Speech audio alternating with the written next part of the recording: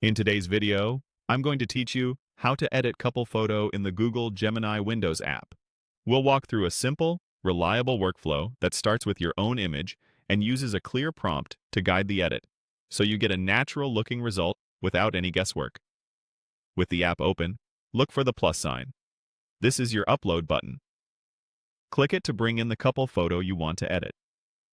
You can choose a picture from your computer, and most common image formats will work fine.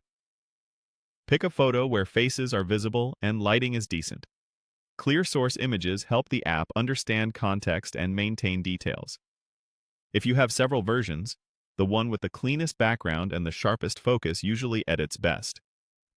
Once the photo appears in the chat area, it's time to give Gemini a precise instruction. In the message box, type a prompt that clearly describes what you want the final scene to look like.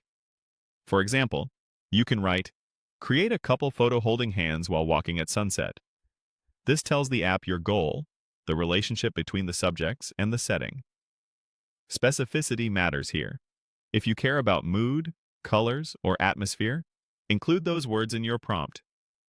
Phrases like warm golden light, soft shadows, or gentle sunset glow help the model understand style without overcomplicating the request. Keep it natural and direct. After you've written your prompt, press Enter to submit it. That sends your instruction, along with the uploaded photo, to Gemini so it can begin the edit. You'll usually see a brief processing indicator. Avoid pressing Enter multiple times or changing prompts mid-process.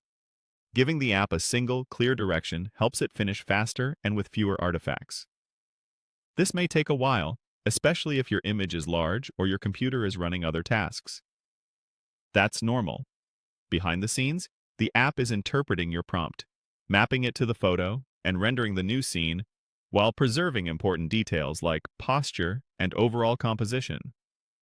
When the result appears, take a moment to scan the lighting, the background, and the way the couple is positioned.